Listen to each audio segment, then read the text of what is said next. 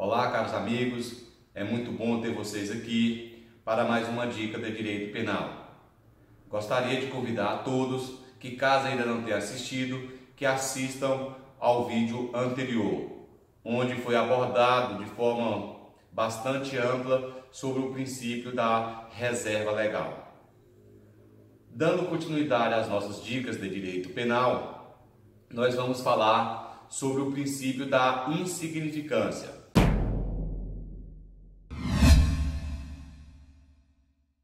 Como eu disse para os senhores, princípios são valores fundamentais utilizados pelo legislador e pelo aplicador do direito como forma de limitar o poder punitivo do Estado. Pois bem, antes da gente falar e para que vocês possam compreender o princípio da insignificância, há necessidade de que a gente mencione, pelo menos de forma bem simples e rápida, de outros 4 princípios para que possamos então chegar ao princípio da bagatela ou princípio da insignificância. Quais são esses princípios que é necessário que se faça um breve comentário antes de se adentrar no princípio da insignificância? O princípio da intervenção mínima, o princípio da subsidiariedade, o princípio da fragmentariedade e o princípio da lesividade. Pois bem, o que significa o princípio da intervenção mínima? O princípio da intervenção mínima significa que o direito penal somente vai proteger aqueles bens mais importantes para o convívio da sociedade. O direito penal não vai tutelar todos os ilícitos existentes no mundo real. Em decorrência dessa proteção dos bens mais importantes para a sociedade, é que daí surgem 2 outros princípios, o princípio da fragmentariedade e o princípio da subsidiariedade. Veja bem, se o direito penal, em razão do princípio da intervenção mínima, não protege todos os bens da sociedade, só protegendo aqueles bens mais valiosos, vocês percebem claramente que o direito penal somente vai tutelar uma parte desses bens, só vai tutelar uma parte dos ilícitos que ocorrerem. Quando eu estou tutelando apenas uma parte desse ilícito, uma parte desses bens, quer dizer então que o direito penal é apenas um fragmento do nosso ordenamento jurídico. Daí que surge então o princípio da fragmentariedade. E por esse princípio da fragmentariedade, a gente conclui o seguinte, que todo ilícito penal vai ser um ilícito perante os demais ramos do direito, seja um ilícito civil, um ilícito administrativo, um ilícito tributário, um ilícito trabalhista. Então todo ilícito penal, por ser um fragmento desse mundo, desse ordenamento jurídico, vai fazer parte desse ilícito não penal. Já a recíproca não é verdadeira.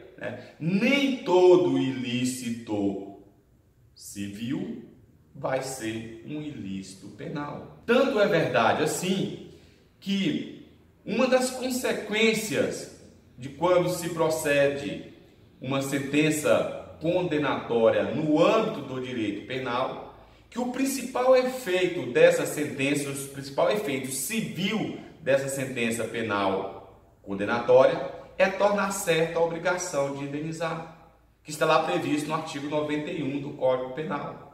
Por que isso? Porque todo ilícito penal equivale a um ilícito civil. É daí que nós estamos falando sobre o princípio da fragmentariedade. Pois bem, então veja, pessoal, o direito penal protege os bens mais relevantes para a sociedade, princípio da intervenção mínima. Ao proteger esses bens mais relevantes para a sociedade, está tutelando apenas uma parte de ilícitos. Então, princípio da fragmentariedade. E mais, o direito penal somente vai atuar no mundo abstrato, numa concepção abstrata, o direito penal somente vai atuar se as demais formas de controle social, seja formal ou informal, não forem suficientes para alcançar a pacificação. Ou seja, o direito penal, como se diz, é a última ratio. O direito penal somente poderá ser utilizado quando essas demais formas de controle social não forem suficientes para alcançar a classificação. E quando eu estou dizendo isso, que o direito penal é a última ratio, eu estou falando do princípio da subsidiariedade do direito penal. Então, falamos sobre o princípio da intervenção mínima, princípio da fragmentariedade e princípio da subsidiariedade. Para a gente adentrar no princípio da insignificância, eu tenho que falar então do princípio da lesividade, né? O que significa esse princípio? Olha, não basta que o bem jurídico seja tutelado pelo direito penal para que faça incidir esse ramo do direito. É necessário que esse bem jurídico tutelado sofra uma lesão ou ameaça de lesão. É daí então que decorre o princípio da lesividade ou o princípio da ofensividade. O direito penal só vai atuar se o bem jurídico protegido sofrer uma lesão ou ameaça de lesão. É por isso que quando a gente estuda lá o iter criminis, a gente fala que os atos preparatórios e a cogitação, que integra essa fase do crime, esses atos aí não são puníveis pelo direito penal. Em razão de quê? Em razão do princípio da lesividade. Pois bem, dito isso, vamos então falar sobre o princípio da insignificância, né? Tendo por base, tendo como noção dessa estrutura principiológica do direito penal, né? Normalmente dizendo que o direito penal é a última ratio e que somente vai ser utilizado se o bem jurídico protegido for violado. Esse princípio da insignificância não há previsão normativa, tá? Não há qualquer previsão normativa.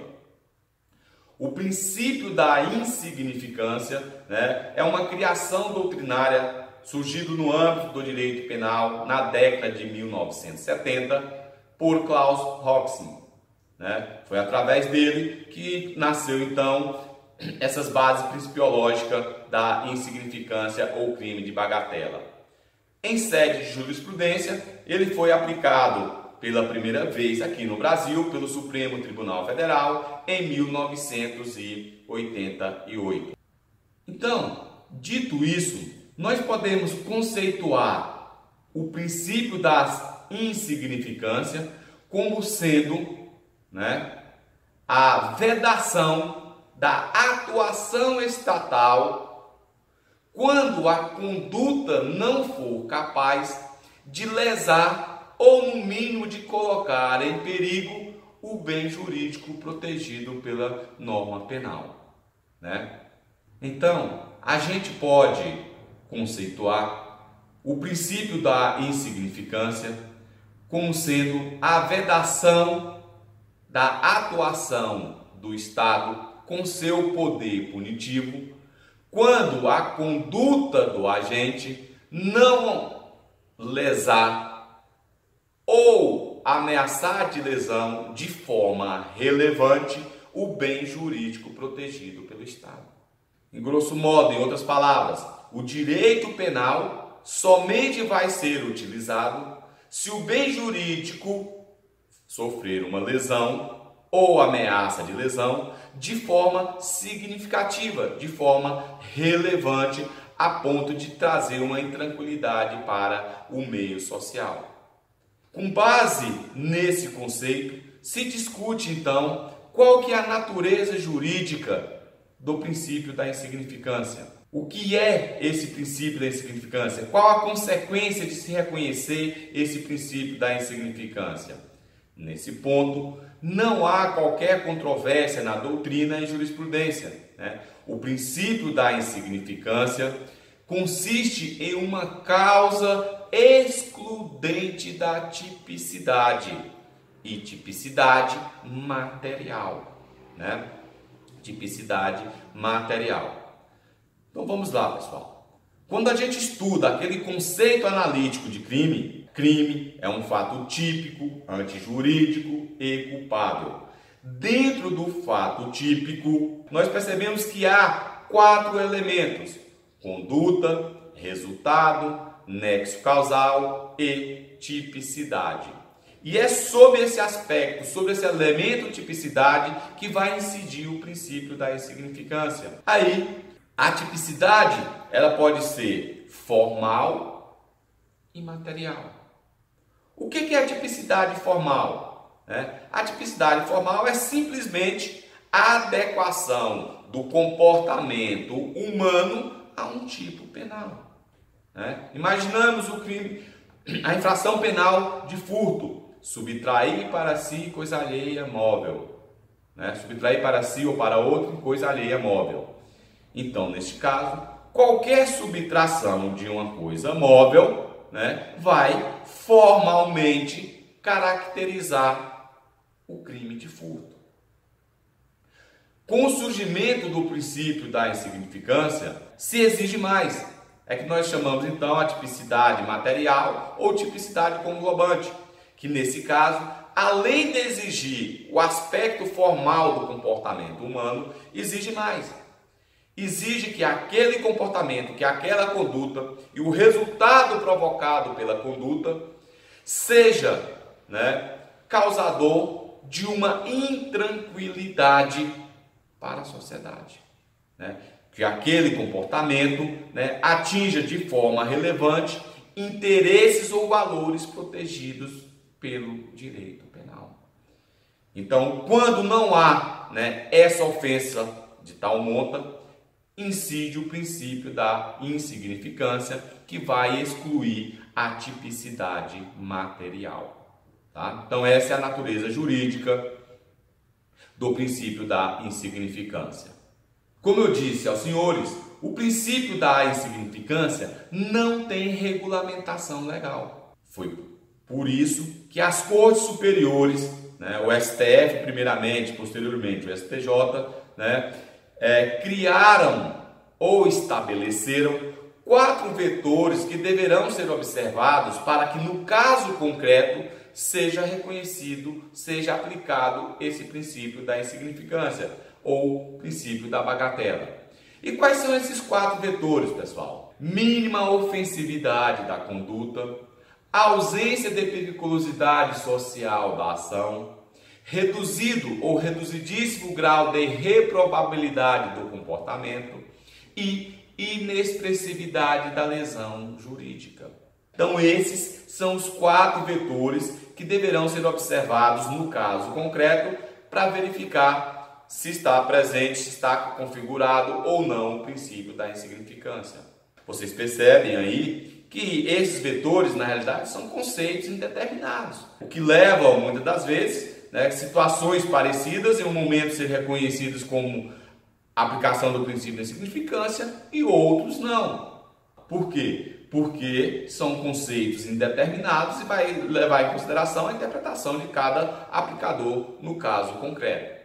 Tem inclusive doutrinadores que falam aí que esses conceitos, que esses vetores, não há distinção entre um e o outro. Porque quando eu falo que não há uma mínima ofensividade da conduta, automaticamente eu estou dizendo também que aquela conduta ela causa uma periculosidade social.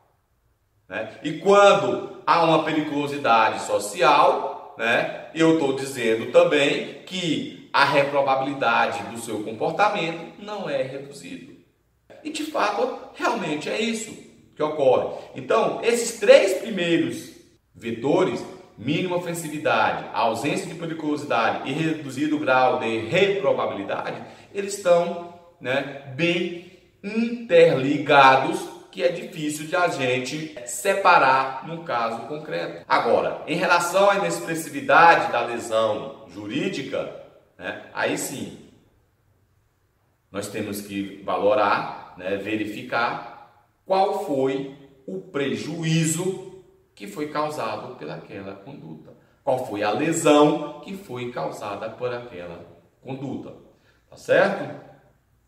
Além desses 4 vetores objetivos que são exigidos para a configuração do princípio da insignificância, as cortes superiores também exigem a presença de requisitos subjetivos. E quais seriam esses requisitos subjetivos que são exigidos pelas cortes superiores? 2 deles são pacíficos entre o STF e o STJ. Quais são esses 2, pessoal? A reiteração, ou habitualidade criminosa do agente impede que se reconheça, o princípio da insignificância. Se o autor da infração penal, ou do injusto penal, for contumaz na prática de crimes, não é possível reconhecer o princípio da insignificância. Tanto o STJ como o STF assim entendem. Da mesma forma, as cortes superiores exigem que deve, no caso concreto, ser observada a condição econômica da vítima. Imagine, R$10 para um grande estabelecimento comercial é um valor ínfimo. Mas R$10, para um trabalhador que ganha uma diária de R$40, isso aí não pode ser insignificante. Então, para se reconhecer esse princípio da insignificância, há obrigatoriamente de verificar essa capacidade econômica da vítima. Outro ponto também que é um requisito subjetivo, é a questão da reincidência do autor do injusto penal. Pois bem, as decisões predominantes, tanto no STJ como no STF, é no sentido de que a reincidência pode sim, é impeditivo do reconhecimento do princípio da insignificância. Pode impedir. Mas esse empecilho, essa vedação, não é de forma absoluta. Em outras palavras, a reincidência por si só não impede o reconhecimento do crime de bagatela. E esse entendimento foi consagrado pelo STF em 2016. Em 2016, no julgamento do HC 123.734, 123.734 de Minas Gerais, por maioria, foi assentado esse entendimento de que a reincidência por si só não impede o reconhecimento do princípio da insignificância. E essa decisão, pessoal, é muito interessante porque há uma mudança profunda na fixação de eventual regime quando não se reconhece o princípio da insignificância para o reincidente. Então, nesse mesmo julgado, o STF entendeu que, caso o juiz, em razão da reincidência do réu, e somente por isso, não reconheça o princípio da insignificância, não absolva o acusado pela tipicidade da conduta, ao condená-lo, o regime a ser imposto tem que ser aquele menos gravoso do que o estabelecido no artigo 33 do Código Penal. Aí a gente abre um parênteses. Qual que é a regra, ou quais são as regras para a imposição de regime prisional? Pena superior a 8 anos, regime fechado. Se for superior a 4 e não exceder a 8, regime semiaberto. E abaixo de 4 ou não superior a 4, regime aberto. Entretanto, se o réu for reincidente, pela interpretação desse artigo 33, o regime deveria ser fechado. O STJ já tinha mudado o entendimento, no sentido de que, se as circunstâncias judiciais do artigo 59 forem favoráveis ao réu, mesmo ele sendo reincidente, se a pena não for superior a 4 anos, ele pode iniciar em regime semiaberto. Por essa decisão do STF, o réu reincidente, que a pena não seja superior a 4 anos e que o bem seja, o valor do prejuízo seja inexpressivo e que o juiz não reconheça princípio da insignificância somente pela reincidência, aí, nesse caso, o regime inicial vai ser o aberto. Tá? Então, esses são os requisitos subjetivos que devem ser observados. Habitualidade criminosa impede a concessão ou reconhecimento do princípio da insignificância. Deve ser observada a condição econômica da vítima. E em relação à reincidência, ela por si só não é capaz de impedir o reconhecimento do princípio da insignificância. E caso o juiz assim o entenda, ou seja, não aplica o princípio da insignificância, se a pena não for superior a 4 anos, o STF então recomenda que o regime inicial será o aberto, mitigando então a redação do artigo 33, parágrafo 2º, a linha C do Código Penal.